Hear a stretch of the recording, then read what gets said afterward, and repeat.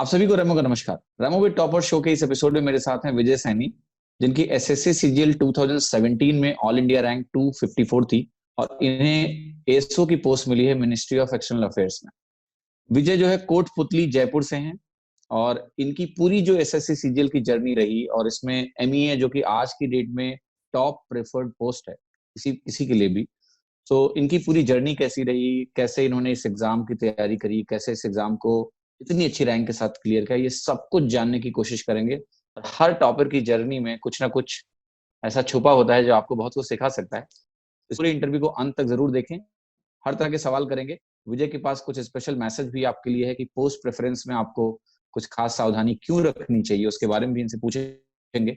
शुरुआत करते हैं और विजय से मिलते हैं। विजय, आपका बहुत बहुत स्वागत है। Thank you sir. सबसे पहले तो मैं आपको थैंक यू बोलना चाहूँगा कि मुझे इस प्लेटफॉर्म पे आपने बुलाया है और ये प्लेटफॉर्म काफ़ी हेल्प करता है एसएससी के एस्पिरेंट्स की, और to be a part of it is also an proud moment for me. Right. और विजय, मैं भी बहुत अपने आप को सौभाग्यशाली मानता हूं कि मैं एक जरिया हूं आपकी स्टोरीज और अदर टॉपर्स की स्टोरी को बच्चों तक पहुंचा पा रहा हूं। धन्यवाद उसके लिए। विजय, पहला सवाल कि SSC CGL 2017 I would say historical exam है इन मेनी पर्सपेक्टिव। अभी भी मैं देख रहा हूँ कई लोगों के भी पोस्टिंग नहीं आई, वो कह रहे हैं कि 17 एग्जाम हो गया कि क्या था। ठीक है, एमईए की पोस्टिंग हो गई, बहुत अच्छी खबर है। सो विजय, ये एग्जाम मुझे लगता है केवल कॉम्पिटेंस नहीं था नॉलेज का, बल्कि पेशेंस का भी गेम रहा है। बहुत कुछ झेलना पड़ा आप लोगों को। तो रिजल्ट आने के पहले क्या आप श्योर थे कि आपका हो जाएगा और आपको एमईए मिलेगा? Sir actually my score was quite good, तो मैं काफ़ी श्योर था कि मेरे को बहुत अच्छी पोस्ट मिलने वाली है इस एग्ज़ाम से। एमईए के लिए मैं पूरा 100% श्योर नहीं था, लेकिन काफ़ी हद तक मैं मानता था कि मुझे फर्स्ट प्रेफरेंस मेरी मिलेगी। लेकिन जैसे-जैसे कोर्ट केस पेंडिंग था, उस पे डेट आगे बढ़ती जा रही थी और रिजल्ट क्लियर नहीं हो रहा था, तो कहीं न कहीं मन में बहुत फ्रस्ट्रेशन हो रहा था कि इतना हार्ड वर्क करने के बाद और इतने मार्क्स लाने के बाद में भी आपको अपना डिज़ायर्ड रिजल्ट नहीं मिल पा रहा है। तो वो बहुत बुरा फेज़ था लाइफ़ का, लेकिन काफ़ी कुछ सीखने को भी मिला है उससे। राइट। तो विजय, रिजल्ट मोमेंट क्या था? आपका रिजल्ट शायद रात को 9-10 के आसपास आया था। सो क्या कर रहे थे उस समय आप, और फिर क्या किया आपने उसके बाद देखने के बाद? Sir actually according to the SSC result जिस डेट को आने वाला था उस दिन सब वेट कर रहे थे, लेकिन शाम तक कोई रिजल्ट नहीं आया था, तो कई लोगों ने होप छोड़ दी थी कि आज रिजल्ट आएगा। लेकिन कई बार एसएससी की आदत है कि रात को भी रिजल्ट देती है, क्योंकि 2016 में भी रात को ही रिजल्ट आया था। तो I was waiting for the result, और जैसे ही 9 या 10 बजे शायद रिजल्ट आया था, तो जैसे ही मैंने पीडीएफ खोला और उसमें अपना नाम सर्च किया, तो उसके आगे विजय सैनी के आगे नाम लिखा हुआ मिला, एएसओ इन एमईए। तो उसको देख के काफ़ी I was jumping with the Joy, और मुझे काफ़ी खुशी हो रही थी कि फाइनली मुझे अपनी हार्ड वर्क का फ्रूट मिल रहा है। और मैंने सबसे पहले अपने पेरेंट्स को कॉल किया और उनको बताया कि मेरा सिलेक्शन हो गया है, तो वो काफ़ी खुश थे और मुझे कांग्रेचुलेट कर रहे थे।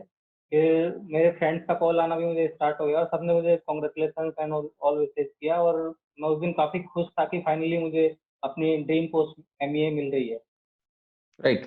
विजय, दो जानकारियां मैं इस मोमेंट पे चाहता हूं आपसे कि कितने मार्क्स थे आपके टोटल, अगर आपको याद है, टीयर 1, टीयर 2 और टीयर 3 में, यानी और ओवरऑल मार्क्स आपके कितने थे इस एग्जाम में?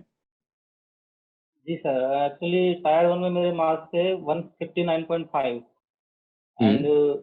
मेंस में मेरे मार्क्स थे 342 something, plus minus 2, I don't remember exactly. And hmm. Tyre 3 में मेरे मार्क्स थे 73। 73 मार्क्स, राइट। सो विजय, टोटल कितना बना था आपका ओवरऑल? टोटल मेरा स्कोर था 575.75। 575.75, राइट। विजय, एक चीज और जाननी है कि जैसे आपको पहली प्रेफरेंस अपनी मिली एमईए, राइट? जी सो सर। एमईए क्यों? इनकम टैक्स इंस्पेक्टर क्यों नहीं, राइट? या कोई और इंस्पेक्टर पोस्ट क्यों नहीं, राइट? जैसे लोग कहते हैं कि एमईए वो लोग लें जिनको विदेश जाना है। तो क्या आपका विदेश जाना क्राइटेरिया था या कुछ और था आपके दिमाग में एमईए लेने का? जी सर, सर्टेनली विदेश जाना एक टॉप मोस्ट क्राइटेरिया होता है, किसी को भी एमईए पोस्ट चाहिए होती है, क्योंकि सबसे बड़ा चार्म एमईए का फॉरेन पोस्टिंग ही है। You have chance to earn in white. आप वाइट में काफ़ी अच्छी सेविंग कर सकते हैं, जो कि बाकी डिपार्टमेंट्स में पॉसिबल नहीं है। और दूसरा मेरा एम था कि मुझे घर के पास में पोस्टिंग लेनी है, तो इनकम टैक्स इंस्पेक्टर या फिर कोई और पोस्ट में श्योरिटी नहीं रहती कि आपको कहाँ पोस्टिंग मिलेगी, क्योंकि रिजल्ट आने के बाद में आपको स्टेट प्रेफरेंस फिल अप करवाता है। तो मैंने रिस्क लेना सही नहीं समझा, क्योंकि मुझे दोबारा एग्जाम देना नहीं था, तो मैंने एमए लिया। और थर्ड मेरा एम था कि मुझे ऐसा एनवायरनमेंट चाहिए जहाँ पे इंफ्रास्ट्रक्चर काफ़ी अच्छा हो और कॉर्पोरेट जैसा माहौल हो कि आप वर्क ओरिएंटेड हो, और नॉर्मल सरकारी ऑफिस जैसा पर्सपेक्टिव नहीं नहीं हो वहाँ पे। तो मैंने उसके लिए एमए प्रेफर किया, क्योंकि यहाँ पे काफ़ी अच्छा वर्क कल्चर है। आप कंपेयर करेंगे आईटी इंफ्रास्ट्रक्चर से तो काफ़ी मिलता जुलता है, और यहाँ पे सब अपने 100% एफिशिएंसी से वर्क करते हैं। तो ये मेरे लिए काफ़ी सूटेबल था। राइट। एक चीज मुझे और पूछनी है कि जब आपकी पहले दिन ज्वाइनिंग हुई और आप उधर नॉर्थ ब्लॉक और साउथ ब्लॉक में जाते हो, राइट, जो हब है डेमोक्रेसी का, right, what was your feeling when you reached on day one, and may be you will have for sure अपने पिक्चर्स क्लिक करी होंगी, तो कैसा महसूस हुआ? बिकॉज ये मोमेंट जो है, मैं चाहता हूँ कि ये एस्पिरेंट्स के दिमाग में घुसे, right, what it means to be there. तो अगर आप उसके बारे में बताएंगे तो बड़ा अच्छा लगेगा मुझे। सर एक्चुअली रिजल्ट आने से पहले भी मैं अपने आप को पिक्चराइज करता था वहाँ पे कि मैं उस बिल्डिंग में एज ए एम्प्लॉय हम्म। खड़ा हूँगा। वो काफ़ी हम्म। प्राउड वाली फीलिंग होती है। और जिस दिन मैं जवाहरलाल नेहरू भवन में एंटर किया, तो मुझे काफ़ी प्राउड फील हो रहा था कि अब एज ए एम्प्लॉय मैं यहाँ पे काम करने वाला हूँ, और मैं power centre of the nation में काम करूँगा, और काफ़ी बड़ी बड़ी पर्सनैलिटीज़ के साथ में मेरे को इंट्रोड्यूस होने का मौका भी मिलेगा इन फ्यूचर। तो वो बहुत प्राउड वाली फीलिंग होती है, और वहाँ पे मैंने काफ़ी पिक्चर्स वगैरह भी क्लिक किए, और काफ़ी मुझे खुशी महसूस हो रही थी कि फाइनली मैं यहाँ पे एज ए एम्प्लॉय काम कर रहा हूँ। Very good, right. So Vijay, अब हम थोड़ा सा वापस आपको जर्नी में लेके जाएंगे, यहाँ तक पहुंचने का सफर जानना है मुझे, हर चीज जाननी है आपके बारे में। पहले तो आपका जो होम टाउन है उसका नाम मुझे बड़ा इंटरेस्टिंग लगा, कोटपुतली, राइट। तो उसका नाम कोटपुतली क्यों है, उसके बारे में थोड़ा बताएंगे विजय आप? Sir I have no idea. अच्छा, आपको भी आइडिया नहीं है? कोई नहीं, चलिए, वी विल रिसर्च, एंड मैं व्यूअर से रिक्वेस्ट करूंगा कि अगर किसी को मालूम है तो कमेंट में लिख के जरूर बताएं, ठीक है। तो विजय, थोड़ा सा अपने बैकग्राउंड के बारे में बताइए।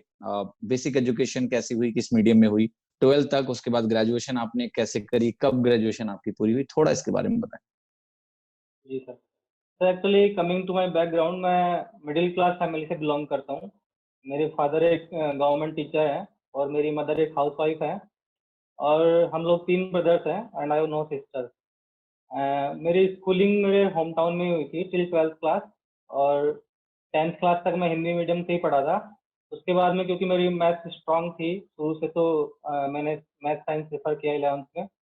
और मैंने इंग्लिश मीडियम में भी साथ ही साथ शिफ्ट किया, क्योंकि मुझे काफ़ी लोगों ने गाइड किया, और मेरे बड़े भैया का भी इसमें रोल था। उन्होंने मुझे गाइड किया कि इंग्लिश मीडियम बाद में यूज़फुल होता है, क्योंकि बीटेक एंड ऑल सब चीज़ें इंग्लिश मीडियम में ही होती है। तो वहाँ से मैंने शिफ्ट किया। और 11th क्लास की भी एक स्टोरी है जो मैं शेयर करना चाहूँगा, क्योंकि मैं फर्स्ट टाइम इंग्लिश मीडियम में गया था, तो काफ़ी अलग माहौल था, और मुझे स्टार्टिंग में समझने में काफ़ी प्रॉब्लम हो रही थी, आंसर राइटिंग में काफ़ी प्रॉब्लम हो रही थी। लेकिन मैंने उसको एज ए चैलेंज लिया, और मैंने बहुत ज़्यादा एफर्ट लगाया कि मैं बाकी जो स्टूडेंट्स हैं उनके साथ में कवर अप कर पाऊँ। तो मेरे को बताते हुए खुशी हो रही है कि 11th क्लास के रिजल्ट में मेरी क्लास में फर्स्ट पोजीशन थी, और ओह जो ग्रेट। पहले से इंग्लिश इंग्लिश मीडियम स्टूडेंट्स थे उनको भी मैंने आगे पास किया था। तो ये मेरे लिए हम्म। काफ़ी खुशी की बात थी कि फाइनली मैं इंग्लिश वाले एनवायरनमेंट में अपने आप को ढाल रहा हूँ। हम्म। सो विजय, आपका ग्रेजुएशन किस स्ट्रीम में हुआ? हाँ, एक्चुअली मैंने 12th के बाद में आईआईटी जेईई के लिए 1 साल का ड्रॉप लिया था। लेकिन अनफॉर्चुनेटली वो एग्ज़ाम मैं क्लियर नहीं कर पाया, क्योंकि शायद मैंने पढ़ाई में थोड़ी कमी रखी थी, और मैंने अपने एफर्ट्स पूरे नहीं दिए, और वो काफ़ी बड़ा सेटबैक था मेरे लिए। लेकिन उसके बाद मेरे को बीटेक तो करना ही था, तो मैंने जयपुर के ही कॉलेज जेईसीआरसी से बीटेक किया है इन इलेक्ट्रिकल इंजीनियरिंग। और 4 साल तक मेरा कोई प्लान नहीं था कि मैं कोई गवर्नमेंट जॉब की प्रिपरेशन करूँगा इन माय होल बीटेक।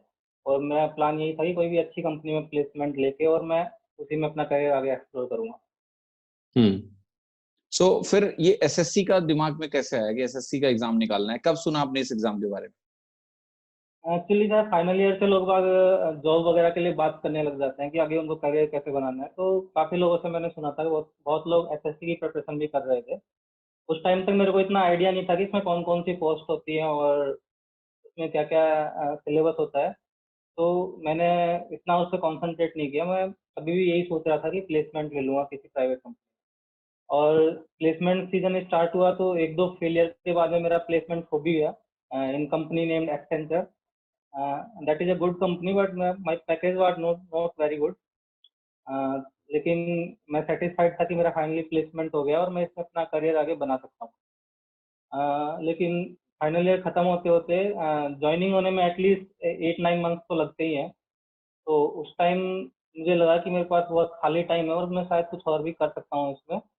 और मेरे बड़े भैया जो ऑलरेडी इस फेज से गुजर चुके हैं वो भी बीटेक थे और उन्होंने भी 2 साल प्राइवेट कंपनी में काम किया था। उसके बाद में उन्होंने गवर्नमेंट जॉब की प्रिपरेशन की, वो भी बैंक में मैनेजर है। तो उन्होंने मुझे गाइड किया कि इन सब में वो मेरा कोर फील्ड नहीं था क्योंकि वो सीएस की कंपनी थी, तो करियर आगे बनाना बहुत मुश्किल होता है, सब लोग आगे बना नहीं पाते इसमें, तो गवर्नमेंट जॉब की प्रिपरेशन करना बेटर रहेगा।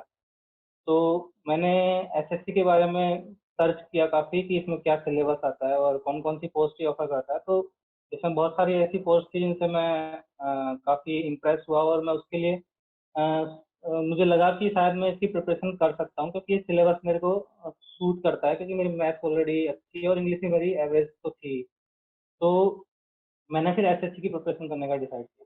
तो ये कौन सा पीरियड था, ईयर मंथ बता सकते हैं कुछ, जब आपने डिसाइड कर लिया कि अब एसएससी की तैयारी करनी है? एक्चुअली 2016 में मैंने ग्रेजुएशन किया था, तो मैं ऑलमोस्ट मार्च मार्च में मेरा कॉलेज खत्म हुआ था और हम्म। अगस्त में एसएससी का प्रीलिम्स होने वाला था 2016 का। तो हम्म। मैंने फॉर्म ऑलरेडी फिल कर दिया था एसएससी का, बाकी मेरे फ्रेंड्स को देख के ही। तो मैंने तभी प्रिपरेशन स्टार्ट करी और उसी टाइम मैंने कोचिंग भी ज्वाइन कर ली और प्रीलिम्स से पहले मेरे पास हार्डली 3 मंथ्स बाकी थे। तो मैंने कोचिंग ज्वाइन की। उस टाइम मैंने एक्सपेक्ट नहीं किया था कि इस साल मेरा सिलेक्शन होगा क्योंकि मेरा सिलेबस ही शायद कंप्लीट नहीं हो पाता। तो मैंने हम्म। अगले साल का सोच के ही कोचिंग ज्वाइन किया था। हम्म। तो उस साल रिजल्ट क्या रहा आपका विजय, उस साल मेरे को 2016 में? ऑडिटर में ऑडिटर इन सीजीडी में मेरा सिलेक्शन हुआ था। मतलब आपने सिलेक्शन उस साल भी ले लिया था? जी very sir. Good, very good. तो उसको आपने ज्वाइन किया था या नहीं? जी सर, मैंने ज्वाइन किया था क्योंकि एसएससी 2017 तो काफ़ी लंबा चला है। तो मैंने दो हम्म। साल एज ए ऑडिटर काम किया है। अच्छा, 2 साल आपने काम किया है, बिल्कुल। तो उसके बारे में भी मैं आपसे थोड़ा जानकारी जरूर लूंगा। तो विजय, जो तैयारी आपकी थी मेजरली, जब आपने इस तैयारी में एंटर किया तो आपने एसेस किया होगा ना कि भाई मेरे को ये चीजें तैयार करनी है, क्या मेरा स्ट्रेंथ एरिया है, क्या मेरा वीक एरिया है। दो सब्जेक्ट्स तो डेफिनेटली बड़ा वेटेज रखते हैं, इंग्लिश और मैथ। सो मैथ का आपका लेवल, जैसा आपने बताया कि आपको 10 तक अच्छे थे, तो क्या आपके अंदर ये फीलिंग थी कि मैथ्स में मुझे कोई दिक्कत नहीं है? जी सर, मैंने स्टार्टिंग में तो सोचा था कि मैथ्स काफ़ी इजी रहेगी मेरे लिए क्योंकि मेरे को मैथ्स बहुत स्ट्रॉन्ग है, लेकिन सिर्फ बेसिक्स आने से ही आप एसएससी में कवर अप नहीं कर सकते क्योंकि एसएससी में टाइम मैनेजमेंट सबसे इम्पोर्टेंट होता है और टाइम के अंदर सॉल्व करने के लिए काफ़ी प्रैक्टिस चाहिए होती है। तो जैसे ही मैंने मेरा पहला मॉक टेस्ट दिया कोचिंग में, तो मुझे रियलाइज़ हुआ कि मेरे को मैथ्स में भी काफ़ी प्रैक्टिस करनी पड़ेगी क्योंकि मेरा फर्स्ट स्कोर 60 या 70 आया था और जीएस में तो ऑलमोस्ट 0 मार्क्स थे। और मैथ्स में भी मैं काफ़ी अच्छा स्कोर नहीं कर पाया क्योंकि मैं काफ़ी क्वेश्चन स्किप कर दिए due to time constraint. And उसके बाद मुझे रियलाइज़ हुआ कि मुझे इंग्लिश के साथ में मैथ्स में भी काफ़ी फोकस करना पड़ेगा। तो जैसे-जैसे मैं थोड़े शॉर्ट ट्रिक्स वगैरह सीखे, थोड़े मेथड्स मैंने नए सीखे और जैसे-जैसे मैंने प्रैक्टिस अपनी बढ़ाई, तो मेरा मैथ्स में स्कोर ऑटोमैटिकली इम्प्रूव होने लगा। हम्म। विजय, अब मेरा सवाल ये है कि जैसे जो आपकी तैयारी है, इसके दो स्टेप्स देख रहा हूं मैं। पहला स्टेप है जब आप 2016 बहुत ज्यादा तैयारी के बगैर एग्जाम दे रहे हो, फिर आप जी सर। 2017 में रैंक इंप्रूवमेंट के लिए एग्जाम दे रहे हो क्योंकि आपको अब एमईए चाहिए या कुछ और। तो मेरा विजय ये पूछना है कि जैसे जो तैयारी आपकी मेन तैयारी थी वो पहले अटेम्प्ट में पूरी हो गई होगी और सेकंड अटेम्प्ट में आपने उसमें एनहांसमेंट का काम किया होगा, या फिर सेकंड जी अटेम्प्ट में सर। आपने फिर से सारी तैयारी शुरू करी कि सब कुछ अच्छे से करेंगे, सब प्रैक्टिस करेंगे, क्या था आपका स्ट्रैटेजी? जी सर, मैंने जैसे फर्स्ट अटेम्प्ट स्टार्ट किया था, तो मुझे पता था कि मेरे पास टाइम कम है, तो मेरा पहला जो एम था वो था कि सब टॉपिक्स के बेसिक लेवल के क्वेश्चन एटलीस्ट मैं कर सकूं, ऐसा मेरा प्रिपरेशन होना चाहिए कि मैं इजी टू मॉडरेट लेवल के क्वेश्चन तो एटलीस्ट स्किप नहीं करूं और हाई लेवल के क्वेश्चन मेरा बाद में करना था। तो जैसे मैंने प्रिपरेशन स्टार्ट किया, मैंने देखा कि 2-3 मंथ है, तो मैंने पहले सारे टॉपिक्स बेसिक लेवल के कवर कर लिए कि एटलीस्ट मुझे सबका नॉलेज हो थोड़ा थोड़ा। क्योंकि मेरे पास टाइम इतना नहीं था। तो फर्स्ट अटेम्प्ट में मेरी प्रिपरेशन पूरी नहीं हो पाई थी, क्योंकि मैं जो एडवांस लेवल के क्वेश्चन होते हैं और जो प्रैक्टिस चाहिए होती है जिस लेवल की, वो मेरी नहीं हुई थी। लेकिन मैंने अपने आप को इतना बना लिया था कि मुझे हर टॉपिक का थोड़ा-थोड़ा नॉलेज था। तो उसी ने शायद मुझे हेल्प किया, और मैं मैथ्स में बहुत अच्छा स्कोर नहीं था मेरा मेंस में, मेरे 148 मार्क्स थे, और इंग्लिश में मेरे 165 मार्क्स थे, जो कि अनएक्सपेक्टेड थे। लेकिन मैं वो बताना चाहूँगा कि इंग्लिश स्टार्टिंग में सबको डिफ़िकल्ट लगता है, लेकिन जैसे-जैसे आप उसकी प्रिपरेशन करते जाते हैं, तो आपको रियलाइज़ होगा कि वही सेम पैटर्न के क्वेश्चंस रिपीट हो रहे हैं ग्रामर्स में, और बहुत सारे इडियम, फ्रेज़, वोकैब भी रिपीट होते हैं। तो अगर आपने प्रीवियस ईयर के क्वेश्चंस काफ़ी अच्छे से किए हुए हैं और बेसिक रूल्स आपको पता है, और आपकी प्रैक्टिस अच्छी है, तो आप इंग्लिश में अच्छा स्कोर कर सकते हैं, उससे डरने की ज़रूरत नहीं है। क्योंकि मेरा स्टार्टिंग में जो इंग्लिश में एम था, वो 120 या 130 मार्क्स लाने का था इन 2016 प्रीलिम्स। लेकिन मेरे मॉक टेस्ट में भी 140 से ऊपर आराम से मार्क्स आ रहे थे, और फाइनल एग्जाम में मेरे 165 मार्क्स आए। और सेकंड फेज की बात करूँ तो जब मैंने 2017 का प्रिपरेशन स्टार्ट किया, तो प्रीलिम्स में तो मैंने बहुत ज़्यादा कुछ कवर नहीं किया, क्योंकि प्रीलिम्स में बेसिक लेवल के क्वेश्चंस आते हैं, तो वो मेरा पहले से ऑलरेडी कवर्ड था, तो मुझे ज़्यादा प्रिपरेशन करने की ज़रूरत नहीं पड़ी, और मेरे उसमें 160 मार्क्स आए थे। एंड उसके बाद में मेंस के लिए मुझे पता था कि मुझे मैथ्स में काफ़ी प्रैक्टिस करनी है, और बहुत सारे एडवांस लेवल के क्वेश्चन इस साल करना है। तो मैंने गूगल किया कि कौन सी एडवांस लेवल की बुक्स मैथ्स की होती हैं। 1-2 एस्पिरेंट के इंटरव्यू वगैरह भी देखे, तो मुझे क्वांटम गैट की बुक सही लगी, क्योंकि उसमें बहुत हाई लेवल के क्वेश्चन होते हैं, और मेरे बेसिक लेवल के ऑलरेडी क्लियर्ड थे, तो मैंने हाई लेवल के क्वेश्चन अटेम्प्ट किए, और वो बुक मैंने पूरी कवर कर ली। उसके बाद में मैंने उसमें इंपॉर्टेंट क्वेश्चन जितने भी थे, जो हाई लेवल के थे, वो मार्क करके रखे, और वो क्वेश्चन मैंने दोबारा रिपीट किए। तो ये सेकंड वाले एग्जाम में मेरी ये स्ट्रेटेजी थी कि मुझे ऊपर वाले लेवल पे जाना है और मेरी प्रैक्टिस बढ़ानी है, क्योंकि मेरा सिलेबस ऑलरेडी कंप्लीटेड था। सो विजय, अगर मैं बेसिक बुक्स की बात करूं, अगर कि आपने लेट्स से जनरल अवेयरनेस की तैयारी में किन किन किताबों का इस्तेमाल किया, किन किन मटेरियल्स का इस्तेमाल किया, क्या स्ट्रेटेजी थी आपकी जीए को लेके, उसके बारे में थोड़ा बताएं। एक्चुअली जीए का प्रिपरेशन मैंने बहुत ज़्यादा नहीं किया, क्योंकि 2016 प्रीलिम्स में भी मेरे पास ज़्यादा टाइम नहीं था, और 17 पे भी मैंने 1 या 2 मंथ पहले ही प्रिपरेशन स्टार्ट करी थी, तो जीएस प्रिपरेशन करने का टाइम मेरे पास कभी भी ज़्यादा नहीं रहा। लेकिन जब मैंने जीएस के पेपर ऑब्जर्व किए, जी एंड जीएस के, तो मुझे लगा कि साइंस वाले क्वेश्चन ऐसे हैं जो हर बार रिपीट होते हैं, और क्योंकि मैं टेक्निकल बैकग्राउंड से हूँ, तो मेरे लिए वो ईजी भी रहेंगे। तो सबसे पहले मैंने जीएस के जो फिजिक्स, केमिस्ट्री और बायो के जो क्वेश्चंस आते हैं, वो सारे मैंने प्रीवियस ईयर के रिवाइज कर लिए एक बार किरण पब्लिकेशन से, और उन क्वेश्चंस को एक बार पढ़ने के बाद मेरा स्कोर आराम से 10-12 मार्क्स ज़्यादा आने लगा जीएस में। तो एक तो वो मैंने काफ़ी अच्छे से किया था। उसके बाद में मैंने पॉलिटी वगैरह के, हिस्ट्री वगैरह के क्वेश्चंस भी प्रीवियस ईयर के सारे कर लिए थे। उसके बाद में कोई शॉर्ट शॉर्ट हैंडबुक वगैरह मेरे फ्रेंड्स की थी, नोट्स वगैरह थे, वो मैंने थोड़े बहुत पढ़े थे। तो जीएस में मैंने इतना ही प्रिपरेशन किया था, क्योंकि ज़्यादा मैं कर नहीं पाया, और मेरा स्कोर भी कोई बहुत अच्छा नहीं था जीएस हम्म तो जब दोबारा आपने जीएस दिया, तब भी आपका स्कोर कितना आया था सेकंड टाइम जीए में आपका, विजय? में। सेकंड टाइम जीए में I will say that I was lucky कि मेरे जो क्वेश्चंस एग्जाम में थे वो मुझे आते थे, और मैंने 27 स्कोर किया था जीएस में। और शायद मैं जो भी प्रीवियस ईयर के क्वेश्चंस थे, उन्होंने भी काफ़ी हेल्प किया, और करंट अफेयर्स से मैं थोड़ा अपडेट रहता था, तो वो भी शायद 1-2 क्वेश्चंस मैं अटेम्प्ट कर पाया। मतलब आपकी, मैं कहूँ, जीएस की प्रिपरेशन से आप सेटिस्फाइड नहीं थे और एग्जॉस्टिव नहीं थी? जी सर, एक्चुअली टॉप 100 में आने के लिए जीएस में प्रिपरेशन आपको करनी ही पड़ेगी, और शायद मैं टॉप 100 में इसलिए नहीं आ पाया क्योंकि मेरी जीएस वीक थी, उसमें मैं स्कोर बिलो एवरेज था। सो ये आप क्या रिकमेंड करोगे विजय, जीएस के लिए एस्पिरेंट्स को, कि उन्हें कैसे तैयार रहना चाहिए? बिकॉज ये सेक्शन थोड़ा बड़ा है उस सेंस में, बिकॉज अब हिस्ट्री को आप पढ़ने बैठोगे तो हिस्ट्री बहुत बड़ी है, पॉलिटी अपने आप में बहुत बड़ी है, तो मुश्किल यही होती है कि कितना समय दें जीएस को। सो आपका जो अपना एक्सपीरियंस रहा है, क्या आप रेकमेंड करोगे एस्पिरेंट को जीएस के लिए, कि कैसे वो इंश्योर करें कि इसमें भी वो अच्छे नंबर लाएं? एक्चुअली जीएस के लिए आपको काफ़ी पहले से प्रिपरेशन स्टार्ट करनी पड़ेगी। अगर आप 1 या 2 मंथ पहले प्रिपरेशन स्टार्ट कर रहे हैं, तो आपको जीएस कवर नहीं कर पाएँगे। आपका पहला टारगेट होना चाहिए कि आप इंग्लिश और मैथ्स का सिलेबस कंप्लीट कर लें। लेकिन अगर आप पहले से प्रिपरेशन कर रहे हैं, तो एक तो आप करंट अफेयर्स से अपडेट रहिए। रोज़ कई सारे ऐप्स में भी करंट अफेयर्स के डेली डाइजेस्ट आते हैं, तो आप वो भी पढ़ सकते हैं। दूसरा, प्रीवियस ईयर के क्वेश्चंस तो आपको सारे आने चाहिए, उनमें से एक भी गलत नहीं होना चाहिए आपका। और उसके बाद में आप कोई कोई भी पॉपुलर बुक जैसे लूसेंट भी काफ़ी लोग पढ़ते हैं, वो भी आप पढ़ सकते हो।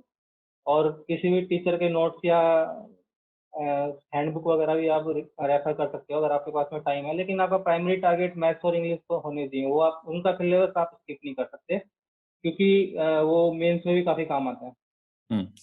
और विजय, इसके बाद आता हूँ मैं रीजनिंग के सेक्शन में। रीजनिंग के सेक्शन की तैयारी के लिए आपकी क्या स्ट्रैटेजी थी, कैसे आपने तैयार किया?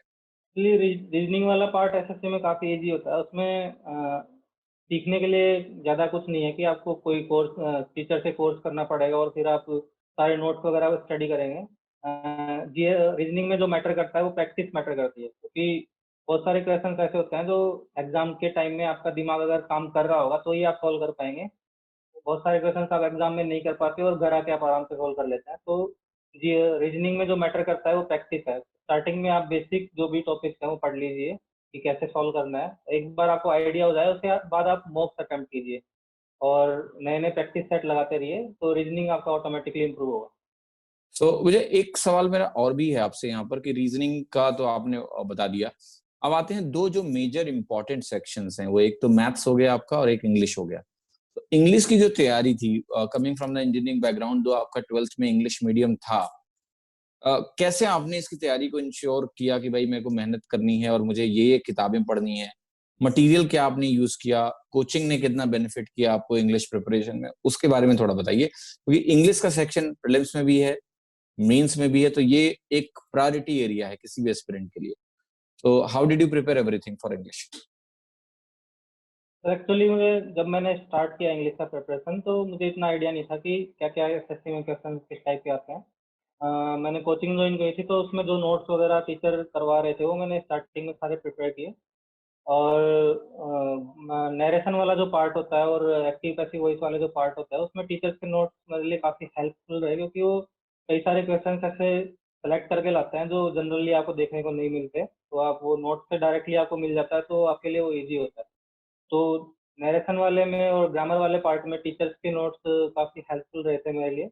बाकी वोकैब के लिए तो आपको बुक्स ही रेफर करनी पड़ेंगी, वो आपको कोई टीचर नहीं सिखा सकता। तो इडियम फ्रेजेज एंड जो भी अपोजिट वर्ड या सिनोनिम्स वगैरह जो भी आते हैं वो सब मैंने बुक से प्रिपेयर किए। प्लेन्स टू पैरामाउंट एक बुक आती है, वो काफ़ी अच्छी बुक है, उससे मैंने स्टार्टिंग में प्रिपरेशन किया। उसके बाद में मैंने एमबी पब्लिकेशन से जितने भी प्रीवियस ईयर के पेपर्स थे वो सारे कवर कर लिए।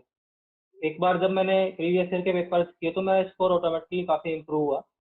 और उसके बाद में मुझे लगा कि ग्रामर्स में अभी भी कुछ रूल्स वगैरह हैं जो मैं शायद कवर नहीं कर पाया नोट्स से, तो मैंने मिरर ऑफ कॉमन एरर्स नाम की बुक आती है, उसमें काफ़ी कंसाइज में सारे रूल्स वगैरह लिखे हुए हैं और प्रॉपर्ली एक्सप्लेन किए हुए हैं। तो मैंने वो बुक पढ़ी, जो भी टॉपिक मेरे वीक थे वो उस बुक से मैंने रेफर किए। तो मेरा ग्रामर वाला पोर्शन भी धीरे धीरे स्ट्रांग हो रहा था। और मैंने जो ग्रेडअप या अड्डा 247 ऐप है उन पे मैंने डेली शॉर्ट क्विज होते हैं 10 या 15 मिनट्स के, उनमें या तो आप वोकैब वाला पोर्शन अटेम्प्ट टॉपिक वाइज आप अटेम्प्ट कर सकते हैं, या तो आप वोकैब कर सकते हैं, या फिर आप ग्रामर कर सकते हैं। तो मैंने वो रोज अटेम्प्ट किया, तो जैसे जैसे वो आपकी हैबिट में रहता है तो आपको तुरंत आपके माइंड में वो स्ट्राइक करता है। अगर आप क्वेश्चन में देखते हैं तो तुरंत वो स्ट्राइक करता है। तो मैं अपने आप को इंग्लिश के एनवायरनमेंट में रखता था पूरे दिन की, कभी वोकैब पोर्शन देख लिया, कभी ग्रामर देख लिया, कभी कुछ देख लिया। तो ये मेरे लिए काफी हेल्पफुल रहा। राइट। सो किताबें आपने दो किताबें बताई, एक तो प्लेन टू पैरामाउंट बताई आपने, एमबी पब्लिकेशन, और तीसरा आपने बताया एक बुक और बोली कोई आपने, mirror Ajay of Kumar common Singh, errors. Mirror of common errors. Right right right. तो ये आपकी मेजर बुक्स रही, ठीक है। जी और जी। वोकैबलरी के लिए आप, वोकैबलरी में एक विजय इशू होता है रिटेंशन का। ठीक है, नए वर्ड देख लिए, पढ़ लिए, रिटेन कैसे करें? और क्या आपने रीडिंग भी करी कि रीडिंग से नए नए शब्द निकालेंगे और उनको हम फिर नोट डाउन करेंगे? कैसे किया आपने? जी सर, रीडिंग वाली स्ट्रेटेजी मैंने कॉलेज टाइम में अडॉप्ट की थी कि मैं न्यूज़पेपर वगैरह पढ़ता था और उसमें जो भी नए वर्ड्स मिलते थे वो मैं प्रिपेयर करता था। लेकिन अगर आप एसएससी की प्रिपरेशन आपने स्टार्ट कर दी, आपके पास में 6 या 7 मंथ्स है, तो रीडिंग आपकी कुछ ज़्यादा हेल्प नहीं कर पाएगी, क्योंकि इतना टाइम आपके पास नहीं होता है। आपको बाकी पोर्शन भी कवर करने होता है। तो आपकी स्ट्रेटेजी यही रहनी चाहिए कि आप डायरेक्टली जो बुक्स और नोट्स वगैरह हैं वो रेफर करो, और जो भी वर्ड्स आप पढ़ते हो आप उनको रियल वर्ल्ड में कनेक्ट करो कि आप इस वर्ड को कहाँ यूज़ कर सकते हो। तो उससे आपका रिटेंशन काफ़ी बेटर होता है। जैसे मैं कोई भी नया वर्ड सीखता था तो मैं कहीं कोई भी प्रैक्टिकल सिचुएशन में उसको यूज़ करने की कोशिश करता था कि ये वर्ड यहाँ पे यूज़ कर सकते हैं, तो वो मेरे लिए काफ़ी हेल्पफुल रहता था, बहुत सारे वर्ड्स मैं सीखता था। और प्रैक्टिस तो मैटर करती है कि वो वर्ड कई बार आपके सामने आएगा तो ऑटोमेटिकली आप उसको रिटर्न कर पाएंगे। ठीक है। विजय, कमिंग नेक्स्ट की इंग्लिश में जैसे प्रैक्टिस है, तो क्या आपने प्रीवियस ईयर क्वेश्चन सारे लगाए? लगभग खूब सारे कलेक्शन है ना इंग्लिश के, सारे क्वेश्चन सॉल्व किए, या कैसे आपका प्रैक्टिस जी स्ट्रैटेजी सर, क्या था मैंने इंग्लिश में? एमबी पब्लिकेशन के मैंने 2 एडिशन सॉल्व किए थे। स्टार्टिंग में जब 16 की प्रिपरेशन की थी तो फिर मैंने वो वाला एडिशन सॉल्व किया था। फिर 17 में दूसरा एडिशन आया, वो भी मैंने पूरा सॉल्व किया था। तो प्रीवियस ईयर के क्वेश्चंस मैंने लगभग सारे किए थे और मेरे को सब क्वेश्चंस एटलीस्ट वो एग्जाम में आते तो मैं उनको आराम से कर सकता था। मैंने इतने इस लेवल की प्रिपरेशन की, राइट राइट राइट। वो काफी हेल्पफुल है। ठीक है। और मैथ्स की क्या स्ट्रेटेजी रही विजय आपकी? इन एंड आउट क्या क्या कंटेंट आपने रेफर किया? कैसे आपकी, मतलब पूरा आप बताइए कि आपकी जर्नी में जो मैथ्स की प्रिपरेशन थी, चाहे वो 2016 था या फिर 17 था, उसमें कैसे आपने किया, किन कंटेंट के साथ पढ़ाई करी आपने? जी सर। जी सर, 16 की अगर मैं बात करूँ तो जब मैंने प्रिपरेशन स्टार्ट की थी तो सबसे पहले तो मैंने नोट्स ही पढ़े। टीचर्स ने काफ़ी सारे नए मेथड सिखाए कि कम टाइम में क्वेश्चन कैसे सॉल्व करना है। बेसिक अप्रोच तो मेरे को ऑलरेडी आती थी, लेकिन वो नए मेथड काफ़ी हेल्पफुल रहते हैं क्योंकि एसएससी में टाइम कंस्टेंट काफ़ी इंपॉर्टेंट है। उसके अकॉर्डिंग आपको क्वेश्चन की स्ट्रेटजी होनी चाहिए अटेम्प्ट करने की। तो मैंने वो जितने भी नए मेथड्स वगैरह थे और जितने भी नए नए क्वेश्चंस थे जो टीचर्स ने करवाए थे वो सारे पहले कवर किए। उसके बाद में केडी कैंपस की वॉल्यूम 1 एंड वॉल्यूम 2 बुक्स आती हैं, वो मैंने सारी क्लियर करी। तो उसमें भी मुझे काफ़ी सारे नए क्वेश्चन सीखने को मिले। तो वो सब करने के बाद में मुझे एसएससी का बेसिक आइडिया हो गया था कि कैसे क्वेश्चन एग्जाम में आएंगे। लेकिन मुझे अपनी स्पीड वगैरह इम्प्रूव करनी थी और पेपर अटेम्प्ट करना सीखना था क्योंकि अ, कई क्वेश्चंस ऐसे होते हैं जो आपको इजी लगते हैं देखने में, आप उसमें 4-5 मिनट वेस्ट कर देते हो, फिर भी उसका सॉल्यूशन नहीं आता और आ भी जाता है तो आप एटलीस्ट 2 या 3 क्वेश्चन ऐसे होते हैं जो आप कर सकते थे, वो आप अटेम्प्ट नहीं कर पाते। तो पेपर अटेम्प्ट करना भी सीखना एक अपने आप में एक आर्ट है और वो सबको आनी चाहिए अगर आपको एसएससी में टॉप मोस्ट पोस्ट लेनी है तो वो सीखने में काफ़ी टाइम लगता है। आप जैसे जैसे मॉक्स देंगे तभी आपको वो आएगी। घर पे बैठ के आपको क्वेश्चन नॉर्मली सॉल्व कर रहे हैं तो आप वो चीज़ नहीं सीख सकते।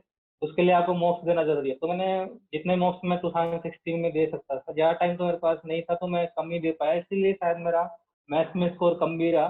तो 17 में मुझे पता था कि मुझे मैथ्स में क्या करना है कि मेरा स्कोर इम्प्रूव हो।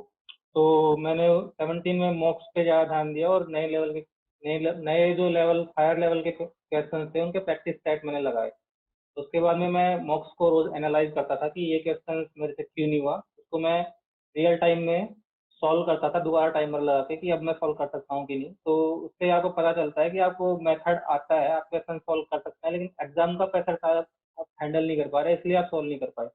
तो इससे भी आपको आइडिया लगता है कि आपको कहाँ इम्प्रूवमेंट करने की जरूरत है। उसके बाद में जो भी नए क्वेश्चंस होते थे मैं उनको बुक मार्क कर लेता था और उनको 1-2 बार वापस रिपीट करता था कि दोबारा अगर ये क्वेश्चन आए तो एटलीस्ट मैं इसको सॉल्व कर दूँ। तो यही मेरी स्ट्रेटेजी रही थी। विजय, एक चीज और कि बुक्स का नाम आप बता दो एग्जैक्टली कौन कौन सी बुक आपने मैथ्स के लिए रेफर करी थी? जी सर। सबसे पहले तो मैंने केडी कैंपस की वॉल्यूम 1 एंड वॉल्यूम 2 करी थी। उसके बाद में मैंने किरण पब्लिकेशन के सॉल्व पेपर्स आते हैं, वो मैंने पूरी सॉल्व करी थी। और बहुत सारे लोग राकेश यादव रिकमेंड करते हैं, ऑल्दो मैंने वो सॉल्व नहीं करी थी, लेकिन या तो आप किरण कर लीजिए या राकेश यादव कर लीजिए, दोनों करने की जरूरत नहीं है। उसके बाद में मेंस में मैंने क्वांटम कैट बुक आती है, वो मैंने जो भी टॉपिक्स मेरे वीक थे स्टार्टिंग में वो सॉल्व किए, फिर खाली टाइम था तो मैंने बाकी टॉपिक भी सॉल्व किए क्योंकि एग्जाम बार बार पोस्टपोन हो रहा था। और एक लूसेंट की हायर मैथमेटिक्स बुक आती है, उसमें एडवांस मैथ्स के काफ़ी सारे फॉर्मूलाज नोट्स नोट्स फॉर्म में दिए हुए हैं, तो वो काफ़ी हेल्पफुल रहता है रिवाइज करने के लिए और फॉर्मूला याद रखने के लिए, तो वो मैंने प्रिफर किया। राइट। एक चीज और पूछनी है मुझे विजय यहाँ पर कि जो आपका प्रीलिम्स का जैसे एग्जाम होता है तो सेक्शंस जो आते हैं कि वो आपका ऑर्डर ऑफ अटेम्प्ट क्या था? क्या वो प्री डिसाइडेड था पहले से कि कौन सा सेक्शन मुझे पहले अटेम्प्ट करना है प्रीलिम्स एग्जाम में?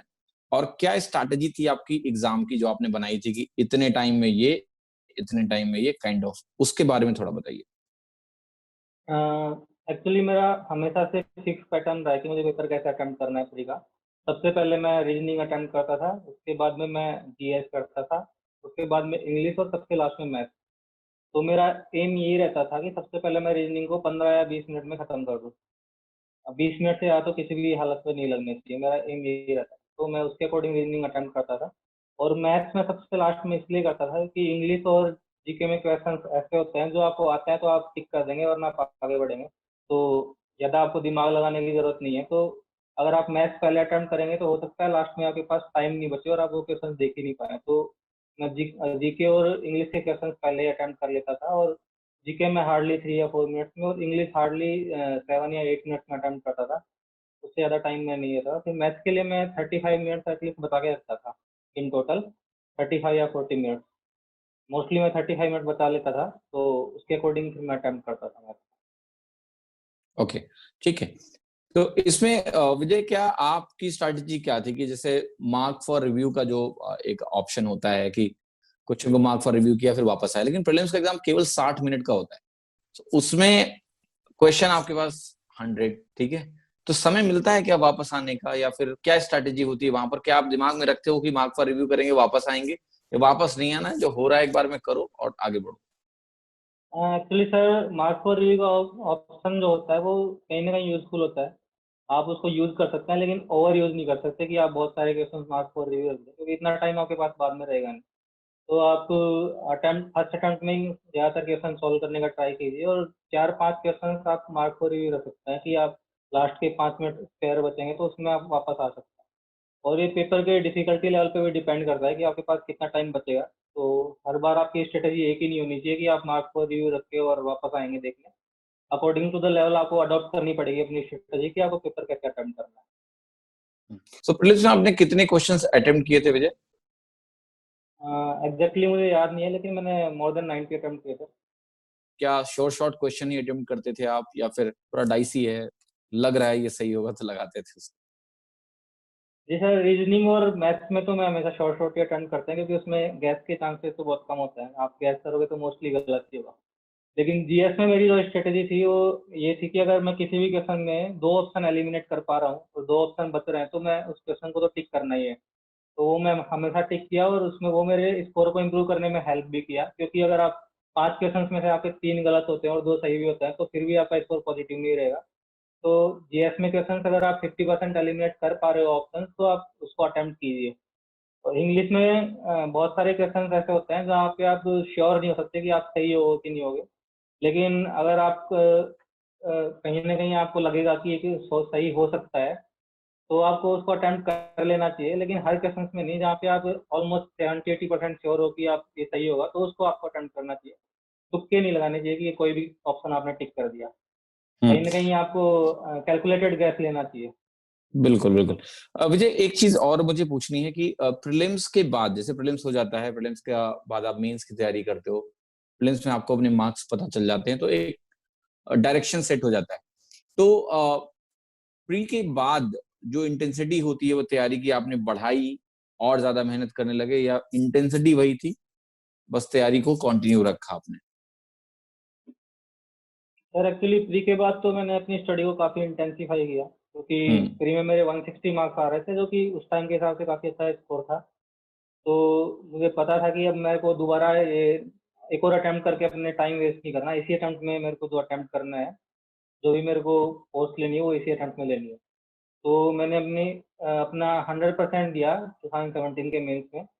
और एग्ज़ाम बार-बार पोस्टपोन भी हो रहा था, तो कई सारे स्टूडेंट्स होते हैं जो प्रिपरेशन छोड़ के बैठ जाते हैं कि बार-बार एग्ज़ाम पोस्टपोन हो रहा है, तो हम बाद में प्रिपेयर करेंगे। लेकिन that was a blessing in disguise for me कि अगर मेरे को टाइम ज़्यादा मिल रहा है, तो मैं उसको यूटिलाइज़ करूँ और अपनी नॉलेज बढ़ाऊँ।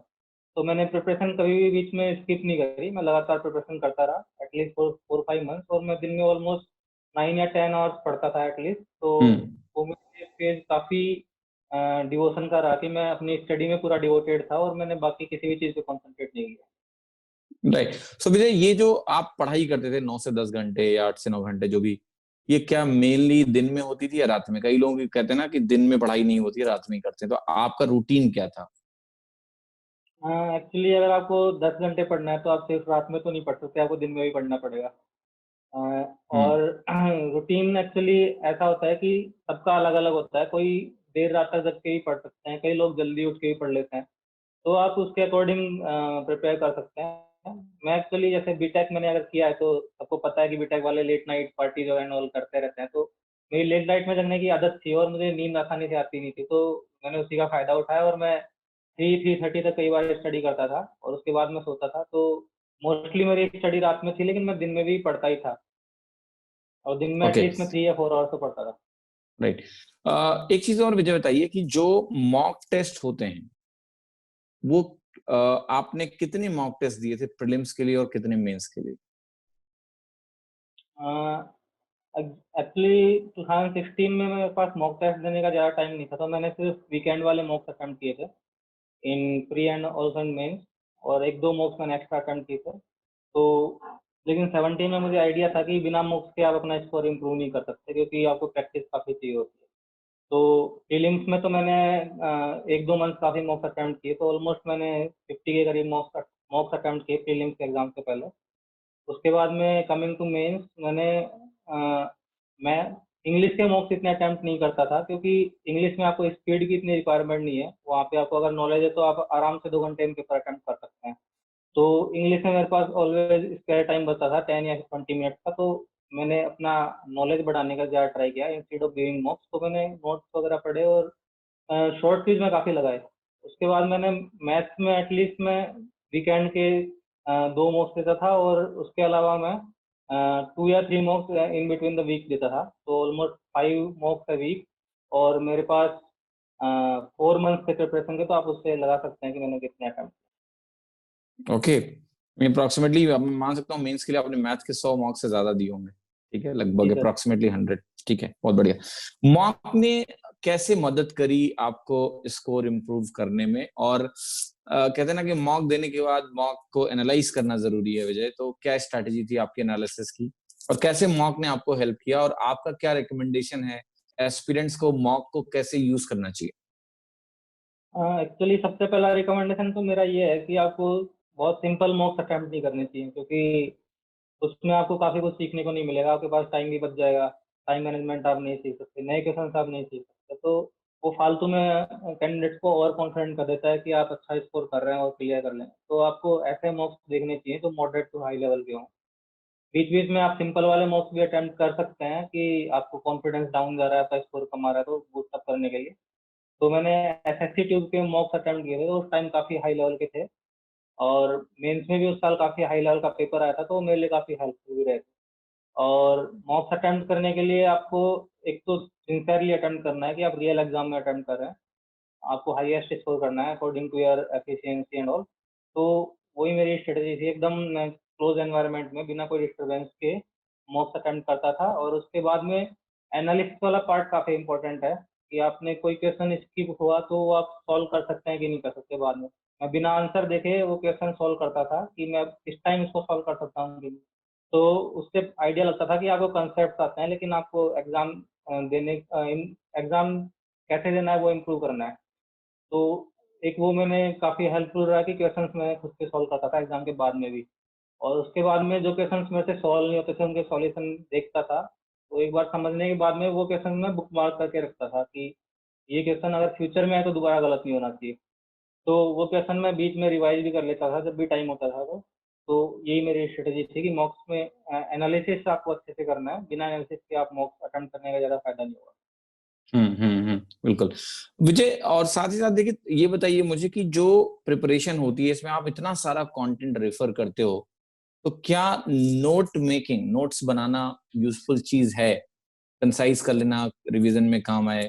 क्या आपने नोट्स बनाए थे और नोट्स वो आपके ऑफलाइन नोट्स थे, कॉपी में लिखे हुए, या डिजिटल नोट्स से? कैसे, क्या नोट मेकिंग स्ट्रेटजी क्या थी आपकी? एक्चुअली मैंने एडवांस मैथ्स में काफ़ी नोट्स बनाए, क्योंकि एडवांस मैथ्स में एक तो फॉर्मूलाज बहुत सारे होते हैं, तो वो आपको एक कंसाइज फॉर्म में होने चाहिए कि जब भी आपको टाइम मिले आप रिवाइज कर लो, तो आप भूल नहीं पाओ। तो एडवांस मैथ्स में मैंने एक तो फॉर्मूलाज के सारे नोट्स बनाए। उसके अलावा मैं इंग्लिश में जो भी वर्ड मेरे को बहुत हार्ड लगते थे कि ये मैंने कभी देखा ही नहीं है, तो उनको भी मैं अलग से नोटबुक में या फिर फ़ोन में ही कोई नोट वाले ऐप में नोट कर लेता था। तो फ्यूचर में वो देखने के वो भी काम आते थे। इडियम फ्रेज़ भी मैंने काफ़ी नोट किए थे, जो काफ़ी अलग थे, बाकी जगह देखने को नहीं मिलते नॉर्मली। वो सब मैं नोट करता था। उसके अलावा मैथ्स में बहुत सारे क्वेश्चंस जो बहुत ही अलग थे, एकदम नॉर्मल पैटर्न से अलग, वो भी मैंने काफ़ी नोट किए। तो नॉर्मल क्वेश्चंस के लिए मैंने कभी नोट नहीं बनाया, क्योंकि वो आपके प्रैक्टिस में ऑलरेडी हैं, आप रोज़ ही उनको अटेम्प्ट कर रहे हो, तो नोट्स अलग से करने की ज़रूरत नहीं है। लेकिन कुछ अलग आपको लगे, जो मेन स्ट्रीम से अलग है और एग्जाम के लिए यूजफुल रहेगा रिवाइज करने के लिए, तो उसके आप नोट्स बना सकते हैं। सो विजय, अगर मैं आपसे ये पूछूं कि आपका जो मैथ का नोट्स था उसमें कितने पेजेस थे, बिकॉज एक क्वांटिटी बहुत मदद करती है लोगों को ये डिसाइड करने में कि कितना बड़ा उनका नोट होना चाहिए, नोट्स होना चाहिए। कई लोग क्या है, इतना कुछ लिख लेते हैं ना कि समझ में नहीं आता उनको कि क्या ये रिवाइज करें, या वो भी एक ग्रंथ की तरह हो जाता है मोटा सा। तो लगभग मैथ्स में कितने पेज के नोट्स थे आपके? एक्चुअली मैंने लूज पेपर पे नोट्स बनाए थे और उसको मैं एक फाइल में रखता था, तो वो हार्डली वो पेपर 50 या 60 होंगे, नॉट मोर देन दैट। उनमें मोस्टली बेसिक सारे फॉर्मूलाज थे और बहुत इंपॉर्टेंट क्वेश्चंस थे वो थे, तो मैथ्स में मेरे इतने ही नोट्स थे। और कुछ ऐसा है जो आप इवन एग्जाम के एक दिन पहले रिवाइज कर सकते हो, राइट, लाइक दैट, जी है सर। ना? जी वेरी गुड, वेरी गुड। विजय, अभी मैं आ रहा हूँ कि जो टीयर 2 का एग्जाम था वो एक्सपेक्टेड लाइंस पे नहीं था, स्पेशली मैथ्स। इंग्लिश तो एज इट इज थी, मैथ्स बहुत हटके आया। तो उस एनवायरनमेंट में आपका एग्जाम एक तो किस डेट में था, और उसको आपने कैसे अडॉप्ट किया? या तैयारी, आपने उसे बताया कि आपने क्वांटम कैट किया हुआ तो आपको ज्यादा दिक्कत नहीं आई, बट स्टिल जब रिव्यूज आना शुरू होते हैं, आपका एग्जाम किस दिन था, पहले ये बताइए मुझे। सर, एक्चुअली मेरा एग्जाम 21st को था, last day of the exam. Hmm. So जो पहले के रिव्यूज थे विजय, उसका क्या असर था आपके ऊपर? जी सर, पहले के रिव्यूज तो बहुत हेल्पफुल होता है, मेरे प्री में भी उन्होंने काफ़ी हेल्प करी है और मेंस में भी काफ़ी हेल्प करी है, क्योंकि प्री में भी एक सेट पैटर्न होता है एक साल का एसएससी का, कि उसी पैटर्न पे मोस्टली क्वेश्चन आते हैं। तो मैं रोज जितने भी क्वेश्चन आते थे प्री के, उन सबको देखता था एक बार, और देखता था कि कोई अलग क्वेश्चन तो नहीं आ रहे हो। तो प्री में भी एक दो क्वेश्चन ऐसे थे जो अलग टॉपिक से आ रहे थे उस साल, तो वो मैंने सारे कर लिए थे, और एक दो क्वेश्चन उनमें से मेरी शिफ्ट में भी आए थे, तो वो मेरे लिए एडवांटेज में रहे थे कि मेरा स्कोर थोड़ा इम्प्रूव हुआ। और कमिंग टू मेंस, तो उसमें तो बहुत ही यूजफुल रहा, क्योंकि जितने भी लोग शेयर कर रहे थे कि बहुत डिफिकल्ट पेपर आ रहा है, और अगर सारे क्वेश्चन अगर हम अटेम्प्ट करने बैठेंगे तो एक भी क्वेश्चन सॉल्व नहीं होगा, बहुत सारे क्वेश्चन छूट जाएंगे। तो मेरी स्ट्रेटजी उसमें ये थी कि सबसे पहले मुझे सिंपल क्वेश्चन सारे अटेम्प्ट करने हैं, चाहे मेरा स्कोर बहुत कम आ रहा हो, लेकिन इसको मेरे को पहले सिंपल क्वेश्चन तो स्किप नहीं करने, क्योंकि इसमें सभी का कम स्कोर आएगा। तो अ, अगर आप सिंपल क्वेश्चन भी नहीं कर पाओगे तो फिर आप बाहर हो जाओगे, लेकिन अगर आप 50% क्वेश्चन पहले अटेम्प्ट कर लिए तो आप में कॉन्फिडेंस आया कि अब आप दूसरे अटेम्प्ट कर। और दूसरा ये कि रिव्यूज में आ रहा था कि डेटा इंटरप्रिटेशन वाला जो पार्ट था वो बहुत ज़्यादा कैलकुलेटिव आ रहा था, उसको आप रियल एग्जाम में सॉल्व कर ही नहीं सकते हो, एटलीस्ट उसमें 20-25 मिनट लगेंगे। तो मुझे पता था कि वो देखते ही स्किप करना है, उसको पढ़ना भी नहीं है, क्योंकि सब सब शिफ्ट में वो ऐसा ही आ रहा था, तो मैंने डीआई वाला पार्ट तो देखा ही नहीं था। तो मेरी स्ट्रेटजी उसके अकॉर्डिंग काफ़ी चेंज हुई थी रिव्यूज के अकॉर्डिंग। हम्म। सो जो फाइनल मार्क्स थे आपके मैथ्स में टीयर 2 में, कितने मार्क्स थे विजय? मैथ्स में मेरे 162.5 मार्क्स थे। 162.5, वेरी गुड। और विजय, आपके टीयर 3 में 73 मार्क्स है, तो क्या आपने स्पेशल तैयारी टीयर 3 के लिए करी थी? Sir, coming to my tier 3 strategy, actually मैंने सबसे पहले बुक्स रेफर करी ऐसे राइटिंग और लेटर राइटिंग के लिए। तो एक कंटेम्प्रेरी एसेज की बुक्स आती है भाई रमेश सिंह, मेनली वो यूपीएससी के लिए होती है। तो मेरा एक्चुअली में उसमें मेरा एम ये था कि मुझे ऐसे कैसे लिखते हैं, उनकी इंट्रोडक्शन कैसे होता है, बॉडी कंक्लूजन कैसे करना है, बॉडी में क्या क्या पॉइंट्स होने चाहिए, वो सब मैंने नोटिस किया उस बुक से। और जो करंट अफेयर्स वाले जो टॉपिक्स थे उनमें मैंने कंटेंट भी उससे काफ़ी प्रेसाइज फॉर्म में नोट कर लिया मेरी बुक में। तो सबसे पहले मैंने ऐसे में ये किया। उसके बाद लेटर राइटिंग के लिए एक हैंडबुक आती है by S P Gupta, Aryan publication. उसमें मैंने जितने भी टाइप के लेटर्स होते हैं, formal, informal, informal and all, वो सब मैंने कवर किए, उनका पैटर्न मैंने सीख लिया। उसके बाद में एक बार जब मेरे को आइडिया हो गया कि ऐसे कैसे लिखने हैं, तो मैंने बहुत सारे जो उनमें से अच्छी अच्छी लाइंस होती हैं वो भी मैंने नोट करके रख ली कि किसी भी ऐसे में इंप्रेशन डालने के काम आएंगी, ये अच्छे वर्ड्स उस लाइन में होते हैं, वो भी मैंने नोट किए। कुछ एक मैंने कोट्स होते हैं बड़ी बड़ी पर्सनालिटीज के, वो भी मैंने नोट किए, क्योंकि वो काफ़ी इंप्रेशन डालते हैं एग्जामिनर पे। तो वो सब मैंने एक नोट्स बना के रखे। उसके बाद में मैंने जितने भी करंट अफेयर्स के टॉपिक थे और जो भी गवर्नमेंट स्कीम थी, वो सब मैंने डेटा कलेक्ट किया। और रियल एग्जाम में जिस पैटर्न पे हम ऐसे लिखते हैं 250 वर्ड्स में, वहाँ पे नोटबुक में बॉक्सेस बने हुए होते हैं, उन बॉक्स में आपको हर एक वर्ड लिखना होता है। तो हम्म। मैंने भी एक बॉक्सेस वाली सीट प्रिंट करवाई और उनमें ही मैंने ऐसे लिखे कि वर्ड लिमिट में मैं लिखूं। तो मुझे पता लगा कि इसमें बहुत ज़्यादा आप एलाबोरेट नहीं कर सकते, क्योंकि इंट्रोडक्शन, बॉडी और फिर कंक्लूजन भी आपको लिखना है, तो इतना वर्ड आपके पास है ही नहीं। तो आपका एम ये होना चाहिए कि आप हर डेटा उसमें मेंशन कर दें, उसको एलाबोरेट ज़्यादा नहीं करें। क्योंकि आप एक ही डेटा को लेके और उसको ज़्यादा लिखेंगे तो एग्जामिनर आपको इतने मार्क्स नहीं देगा। तो मैंने जितना भी डेटा था वो कंसाइज फॉर्म में लिखे और सारे ऐसे मैंने बना के रखे कि मैं लास्ट में जाने से पहले रिवाइज कर लूँगा।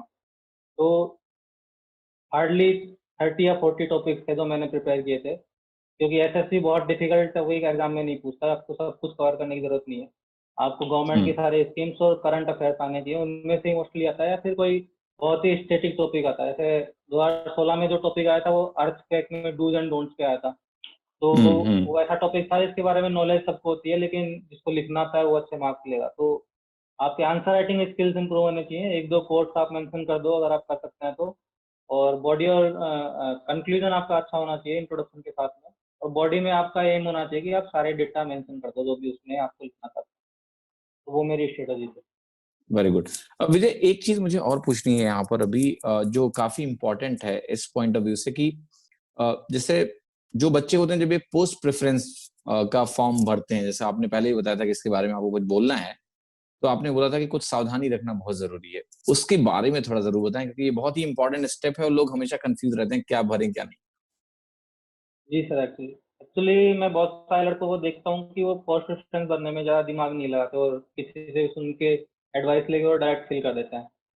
लेकिन आपको इसमें बहुत कॉन्शियस होना चाहिए, क्योंकि आप इतना अच्छा स्कोर अगर किसी एग्जाम में कर रहे हैं कि आपको कोई अच्छी पोस्ट मिल सकती है, तो आपको वो अटेम्प्ट वेस्ट नहीं करना कि आप दोबारा से फिर प्रिपरेशन करेंगे। क्योंकि बहुत से लोग ऐसे होते हैं जो दूसरी पोस्ट ज्वाइन करके फिर वहाँ परेशान होकर फिर से ज्वाइन करते हैं। तो सबसे पहले तो आपको जितने भी पोस्ट के जितने भी पॉजिटिव पॉइंट्स हैं, नेगेटिव पॉइंट्स हैं, उनकी एक लिस्ट अलग अलग प्लेटफॉर्म पे काफ़ी सारी इन्फॉर्मेशन अवेलेबल है, तो वहाँ से आप बनाइए। और जो आपको सूट करता है एक्चुअल में, आपके सर्कमस्टेंसेस कैसे हैं, फैमिली कंडीशन कैसी है, उसके अकॉर्डिंग आप सबसे पहले शॉर्ट लिस्ट कीजिए कि मैं ये पोस्ट कर सकता हूँ।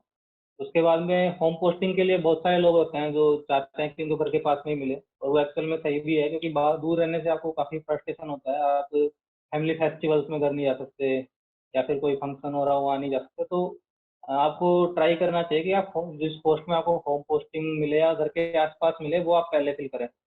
आपको बेसिक आइडिया होना चाहिए। और एक और चीज़ कहना चाहूँगा कि कुछ लोग होते हैं वो ओवर कॉन्फिडेंट हो जाते हैं कि मैं तो जो फर्स्ट प्रेफरेंस भरूंगा वो मेरे को मिल जाएगी, मेरा स्कोर काफ़ी अच्छा है, तो वो शुरू की एक दो प्रेफरेंस तो अच्छी भरते हैं, उसके बाद में वो ऐसे ही रैंडमली भर देते हैं। तो एसएससी का जो कंपटीशन लेवल है, अभी कोई भी स्कोर बहुत हाई स्कोर नहीं है, हर साल कट ऑफ बहुत हाई जा रही है। तो आपको सारी पोस्ट काफ़ी सावधानी से भरनी चाहिए कि कोई भी पोस्ट आप रैंडमली नहीं भर रहे हैं, अकॉर्डिंग टू योर चॉइस भर रहे हैं और आपकी कंडीशंस को सूट कर रही है, वो आपको नोट कर लेना। राइट राइट, बिल्कुल। अब मुझे एक जानकारी मुझे और भी चाहिए, क्योंकि आपने सीजीडी ऑडिटर में काम किया है 2 साल, राइट? सो उसके बारे में थोड़ा बताइए, उसकी जॉब प्रोफाइल क्या है? एमईए में तो आपने अभी काम करना शुरू किया है, तो इस सवाल मैं आपसे 1 साल बाद पूछूंगा, ठीक है?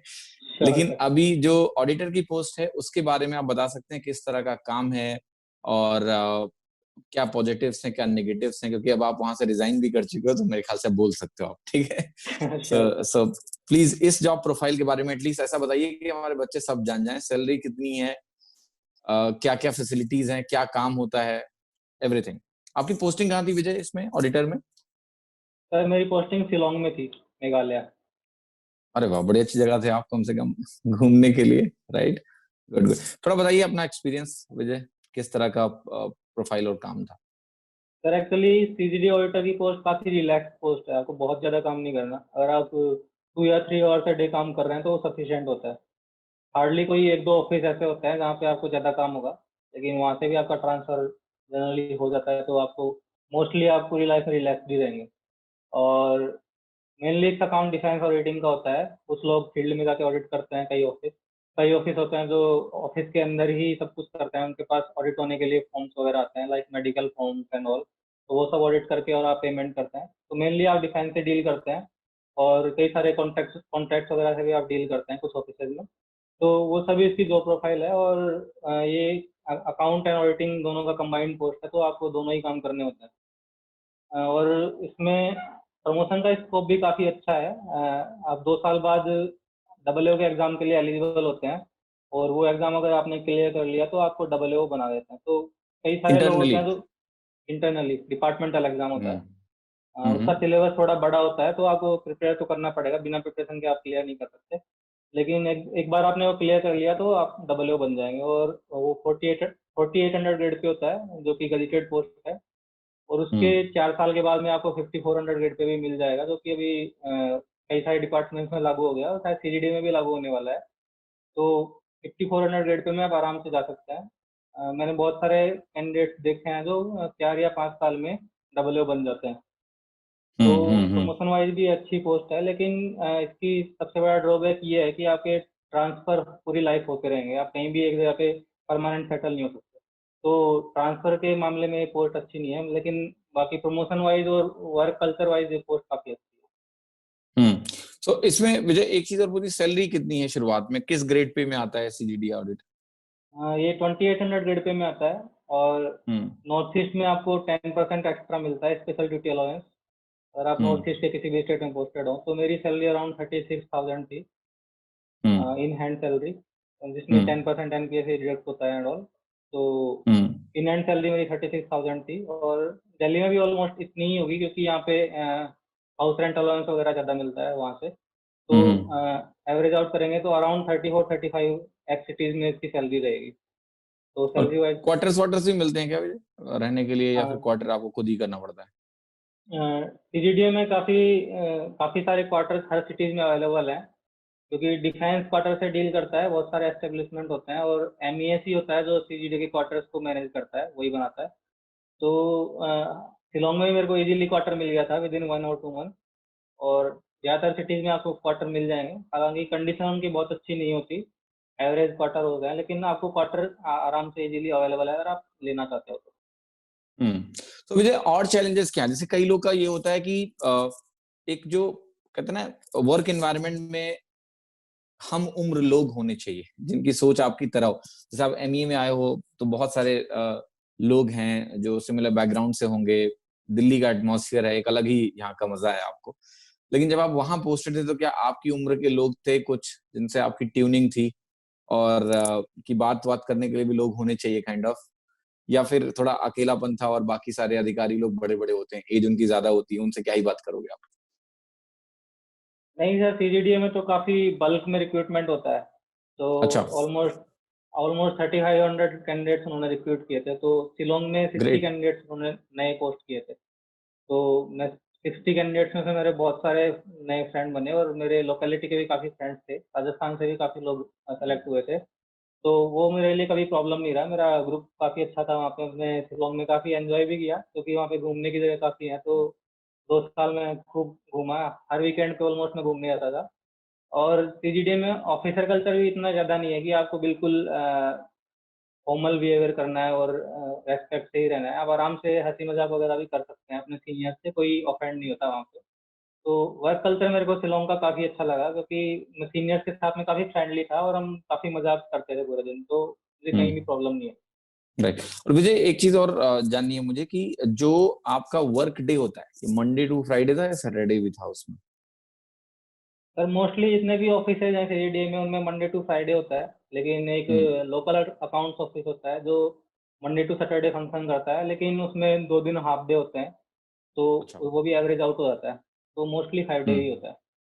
Mostly Friday, that's great great. ये जानकारी विजय देने के लिए आपका बहुत बहुत शुक्रिया, क्योंकि इससे लोगों को थोड़ा ज्यादा जानकारी स्पोर्ट्स के बारे में मिलेगी। मुझे अब मेरा एक सवाल है, क्योंकि मैं थोड़ा सा क्वेश्चंस आते रहते हैं जब से हम शो कर रहे हैं, तो बच्चे अपने सवाल भेजते हैं कि ये पूछ लेना, ठीक है? तो मेरा एक सवाल विजय ये है कि कई लोग इस कहते हैं ना ऊहापोह वाली स्थिति में है कि एमईए में अगर हमारी पोस्टिंग हो गई, ठीक है, अब हम विदेश गए, ठीक है, तो जैसे शादी हुई उनकी, अब शादी को लेके वो काफी हतोत्साहित रहते हैं कि बीबी और बच्चे कहाँ रहेंगे। अगर मान लिया बीबी जॉब कर रही है, उसकी जॉब मान लिया कहीं दिल्ली में है मान लिया, तो जब पोस्टिंग फॉरेन में होती है तो क्या प्लानिंग होती है? मतलब आप लोगों ने तो कुछ सोचा होगा इसके बारे में, तो उन्होंने पूछा ये पूछ के बता देना, फिर मैं डिसाइड करूंगा कि मुझे एमईए लेना है कि नहीं। सर एक्चुअली एमए में सबसे बड़ी प्रॉब्लम तो ये होती है कि आपको शादी अगर करनी है और आप किसी गवर्नमेंट जॉब की लड़की से या लड़के से शादी कर रहे हैं, तो एडजस्टमेंट में काफ़ी प्रॉब्लम होगा, क्योंकि आपकी पोस्टिंग फॉरेन में रहेगी और आपका जो भी स्पाउस है वो यहाँ पे रहेगा। तो मोस्टली जितने भी एमईए के एम्प्लॉयज हैं, उनका एम यही होता है, या तो एमईए में ही किसी से कर ले, या फिर आप किसी प्राइवेट ऐसी जॉब वाले से करें जो दूसरी कंट्रीज में जाके भी जॉब कर सकता है। राइट, तो अभी ये यहाँ दूसरा सवाल है कि एमईए में क्या इतनी अवेलेबिलिटी है? राइट, क्योंकि लड़कों को तो ये भी चैलेंज होता है कि गवर्नमेंट डिपार्टमेंट में लड़कियां ही नहीं होती sir actually competition is quite high, क्योंकि है। ओह, वेरी लेस सीजीएल से जॉब्स आर ज्यादा देयर। है। Right right, great great. Hmm. तो वो चांस तो आपको बड़ी सिंसियरिटी से मिलेगा, आपको पूरे अटेम्प्ट करने पड़ेंगे तब जाके शायद आप सक्सेसफुल हो पाएंगे। तो हम्म। दूसरा ऑप्शन ये होता है कि आप किसी फ्रीलांसर टाइप जॉब या फिर कोई ऐसी प्राइवेट जॉब आप दूसरी कंट्रीज में भी कंटिन्यू कर सकते हैं, क्योंकि इंडियन मिशन परमिशन देता है कि आपकी स्पाउस कहीं प्राइवेट जॉब में वर्क कर सकती है। तो मोस्टली लोग यही करते हैं कि या तो हाउस वाइफ से शादी करते हैं या फिर कोई प्राइवेट जॉब वाले से। लेकिन आप किसी गवर्नमेंट जॉब वाले से कर रहे हैं तो आपके पास में दो ऑप्शन है। या तो आप फॉरेन पोस्टिंग लो ही मत, क्योंकि कोई प्रेशर नहीं होता कि आप फॉरेन पोस्टिंग लेंगे। आप चाहें तो पूरी जिंदगी आप यहाँ पे हेडक्वार्टर में बिता सकते हैं। और दूसरा ये होता है कि आप इन बिटवीन कभी कभी फॉरेन पोस्टिंग ले जब आपका मन करे, और 2-3 साल के लिए आप एडजस्ट करें दूर रहना, तो वो भी आप कर सकते हैं। तो इतना तो आपको एडजस्ट करना पड़ेगा, कुछ पाने के लिए कुछ खोना तो पड़ता है। हम्म।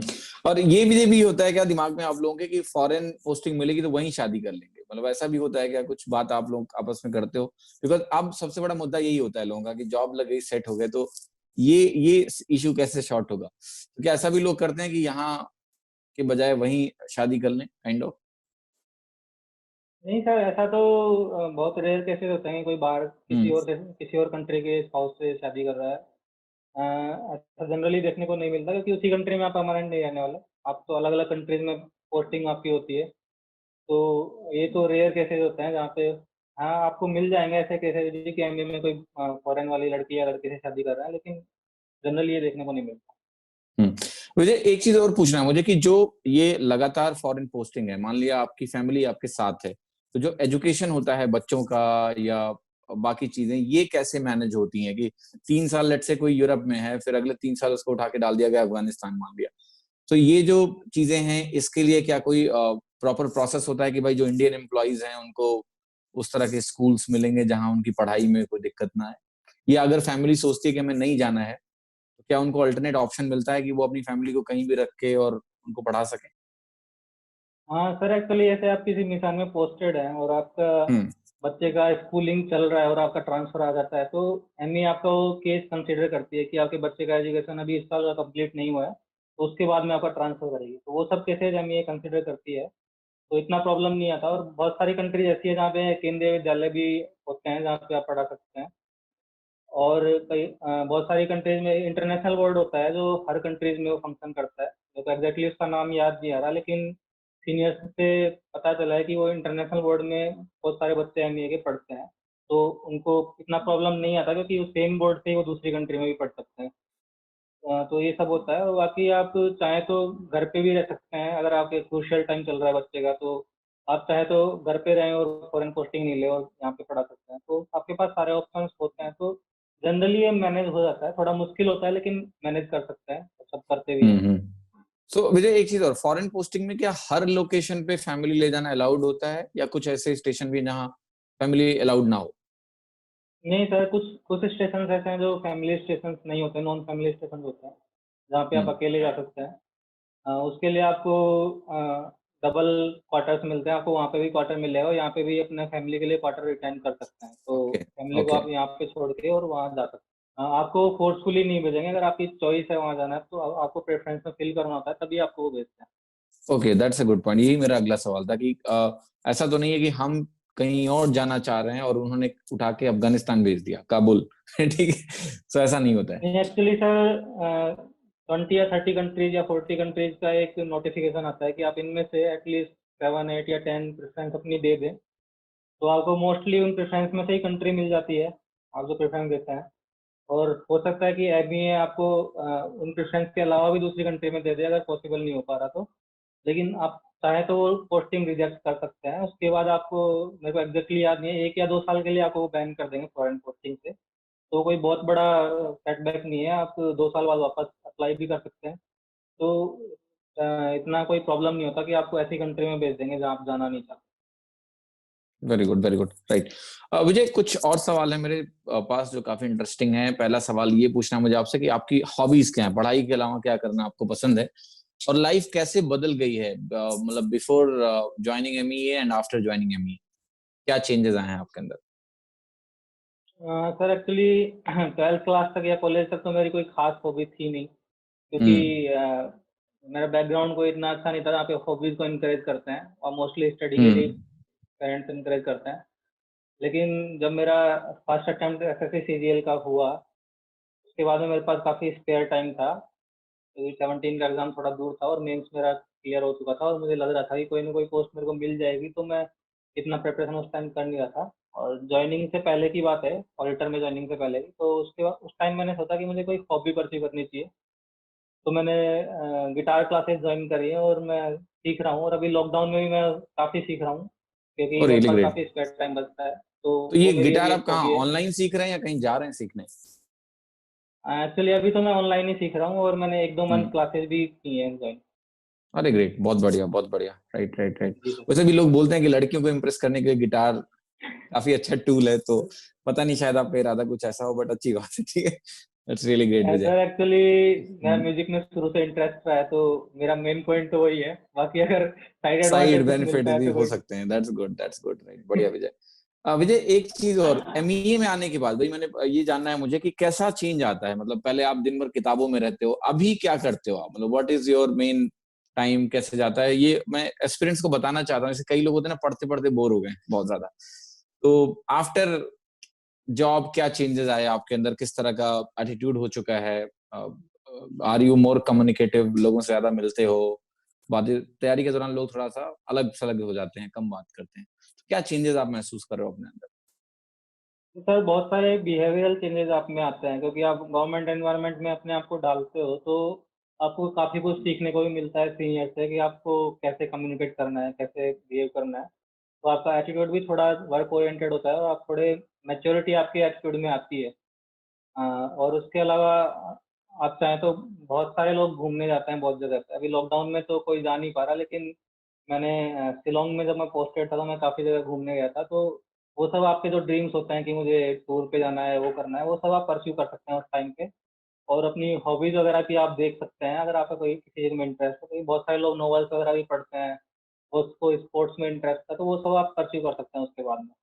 Very good. विजय, आपने पूरी इंटरव्यू को बहुत अच्छे से हर चीज बताई और काफी मजा आया मुझे भी आपको सुनने में। एक आखिरी मैसेज जो आप एस्पिरेंट्स को देना चाहेंगे, जो एसएससी के एग्जाम को एस्पायर कर रहे हैं, पर कई बार उनकी हिम्मत टूटती है कि शायद नहीं होगा, आप उनके लिए क्या मैसेज दोगे? एक्चुअली सर मैं इस बारे में बोलना चाहूँगा, क्योंकि मेरे को भी बहुत सारे मैसेजेस आते हैं कि मुझे प्रिपरेशन कंटिन्यू करनी चाहिए कि नहीं करनी चाहिए, मेरा स्कोर इतना आ रहा है, मैं क्लियर कर पाऊँगा कि नहीं कर पाऊँगा।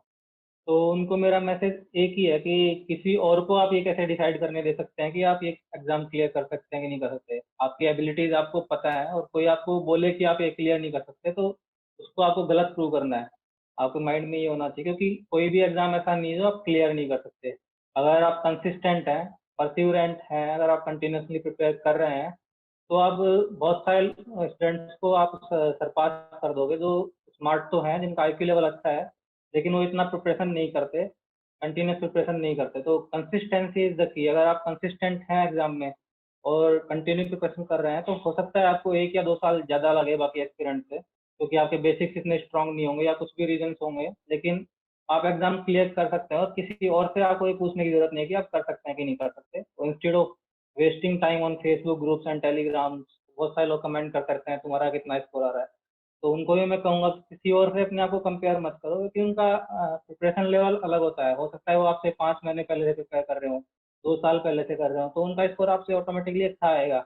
लेकिन आप उनको आउट परफॉर्म कर सकते हैं अगर आप कंसिस्टेंटली प्रिपरेशन करेंगे। तो फेसबुक और व्हाट्सएप इन सब में टाइम वेस्ट करने से अच्छा है आप प्रिपरेशन में ध्यान दें, और कोई इंपॉर्टेंट इन्फॉर्मेशन आपको अगर मिल रही है सोशल मीडिया से, तो वो आप ले सकते हैं, लेकिन प्रिपरेशन आपकी बुक से और कंटेंट से ही होगी। राइट। मुझे आपका बहुत बहुत धन्यवाद, आपने बहुत सारी जानकारियां इस इंटरव्यू में दी, मुझे पूरी उम्मीद है कि एस्पिरेंट्स को बहुत कुछ सीखने को मिलेगा। एक तो थैंक कि यू एग्जाम सर। के पहले क्या करना चाहिए और एग्जाम के बाद उन्हें क्या मिलने वाला है, क्या अपॉर्चुनिटीज उनके सामने। मुझे आपका बहुत बहुत धन्यवाद, thank you so much. Thank you too sir.